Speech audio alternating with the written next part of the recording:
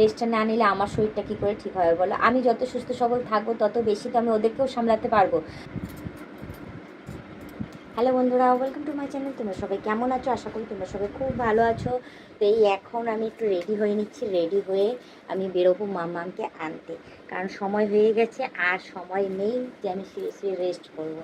তো যাই হোক, আমার এখন রেডি হওয়ার সময় হয়ে গেছে, যেহেতু রেডি ফেডি হবো, যাবো, তারপরে আসবে মাম্মাম, এসে আবার ঘরের মধ্যে উৎপাত শুরু করবে। তো যাই হোক, অনেকক্ষণ রেস্ট নিয়ে নিয়েছি, অনেক রিল্যাক্স করে নিয়েছি, বেশ ভালোই লাগছিল। ঘরের মধ্যে তোমাদের দাদাও আজকে নেই, দাদা নেই যেহেতু, মাম্মামও নেই, ঘরটা ফাঁকা, একটু রিল্যাক্স করারও সময় পেয়ে গেছি। কারণ ওরা থাকলে পরে হ্যাঁ আমার আর শান্তি হয় না। এই পড়তে বসাও, এই চা করো, এই করো, ওই করো, আর ভালো লাগে না। এমনিতেই আমার শরীরটা খুব একটা ভালো নেই। হ্যাঁ, কোনো রকমের ঠেকনা দিয়ে দিয়ে বলবো যে রান্না বান্না সমস্ত কিছু করছি, মাম্মাকেও সামলাচ্ছিস, মাম্মামেরও খুব শরীর খারাপ, কিন্তু তার মধ্যে কিছু করেনি। সামনে পরীক্ষা, ওকে তো পড়তেও যেতে হবে, স্কুলেও যেতে হবে। তো যাই হোক, 2 সপ্তাহ পর ওকে আমি স্কুলে পাঠিয়েছি আজকে, আর 2 সপ্তাহ পরেও আজকে পড়তে পাঠিয়েছি, না পড়লেও তো হবে না বলো। তো যাই হোক, অনেক কষ্টে পাঠিয়েছি ওকে। তো এখন যাবো, তাড়াতাড়ি করে ওকে নিয়ে আসবো, নিয়ে এসে ভাত ভাত গরম করে আগে ওকে খাওয়াবো, খাইয়ে দিয়ে ওকে রেডি করে তাতে করে ঘুম পাড়িয়ে দেবো। কারণ ওরও ওই আমার মতনই অবস্থা, জ্বর, সর্দি, কাশি, গলা ব্যথা, কিছু খেতে পাচ্ছে না। খুব কষ্টে ওরও কাটছে, কিছু করার নেই। বলছিল মা আমি পড়তে যাব না, কিন্তু ওই যে বললাম সামনে পরীক্ষা, পরের মাসেই পরীক্ষা, তো যার জন্য বাধ্য হয়ে পাঠালাম। আমি অত চাপ দিই না আমার মাম্মামকে লেখাপড়ার দিক দিয়ে, হলে হবে, না হলে কোনো সমস্যা নেই।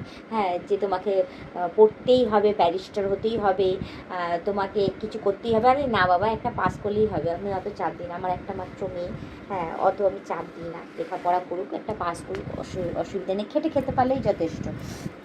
তো যাই হোক, এখন আমি রেডি হয়ে নিই, না হলে বেশি লেট হয়ে গেলে ও আবার টেনশনে পড়ে যাবে যে মা এখন কেন এলো না আমাকে নিতে। এমনিতেই আমাকে বলেছে আমাকে দিয়ে এসে তুমি ওখানে বসে থাকবে, আসবে না, ঠিক আছে? তো যাই হোক, আমি বলেছিলাম যে ঠিক আছে আমি বসে থাকবো, কিন্তু ওখানে বসে থাকলেও আমার কি আর চলবে বলো। তো যার জন্য আমি ওকে পড়তে দিয়ে সাথে সাথে চলে এসেছি। এসেই সাথে সাথে একটু ঘুমিয়ে পড়েছিলাম, একটু রেস্ট নিচ্ছিলাম, কারণ রেস্টটা না নিলে আমার শরীরটা কী করে ঠিক হবে বলো? আমি যত সুস্থ সবল থাকবো তত বেশি তো আমি ওদেরকেও সামলাতে পারবো। তো যার জন্য এখন বেশি বেশি করে রেস্ট নিচ্ছে, আর নিজের শরীরেরও বলবো ধ্যান দিচ্ছি, যাতে আমি তাড়াতাড়ি করে সুস্থ হয়ে যাই। কারণ আর পাচ্ছি না গো, সত্যি কি এমন শরীর খারাপ হলো যে লাস্ট টাইমে এরকমভাবে মানে কাহিল হয়ে পড়েছি যে এখনও পর্যন্ত ওআরএসের জল গুলে গুলে খাচ্ছে আমার প্রেশার ঠিক করার জন্য। কি আর বলবো তোমাদের। তো যাই হোক, এখনও খেয়েই বেরোবো।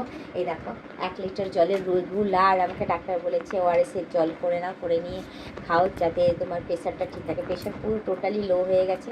তো যার জন্য ভাবি যে অন্তত পক্ষে ওরা যদি একটুখানি টাইমে বাইরে থাকে, তাহলে আমি ততক্ষণ একটুখানি বেশি বেশি করে রেস্ট নিতে পারবো, আর বেশি বেশি করে রেস্ট নিয়ে নিজের শরীরটাকে একটু সুস্থ সবল করতে পারবো। কারণ ওরা ঘরে থাকলে আমার হয়ে ওঠে না গো, এই কাজ সেই কাজ, এই চিৎকার চেঁচামেচি আওয়াজে আমার আর কিচ্ছু হয় না।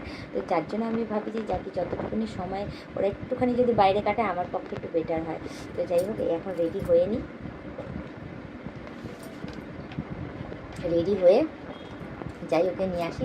চুল তো বাঁধবো না, চুল যা আছে হয়ে যাবে। তো চলো এদিকে রেডি হতে থাকি। তো তার মাঝখানে একটা কথাই বলবো, তোমরা যারা নতুন দেখছো তারা অতি অবশ্যই আমাকে সাবস্ক্রাইব করে দিয়ে বেল আইকনটা টুক করে টিপে দিয়ে অল নোটিফিকেশানটা অন করে দিও। আর যারা এখনও পর্যন্ত মেম্বারশিপটা নাও নি তারা তাড়াতাড়ি করে মেম্বারশিপটা নিয়ে নাও। পারলে তোমাদের বন্ধু বান্ধব যতজন আছে সবাইকে বলো মেম্বারশিপটা না নিলে ভালো কথা, নাহলে তোমরা দেখে দেখো, তোমরা টিকে দেখো, এভাবে আমাকে হেল্প করে যাও, ঠিক আছে?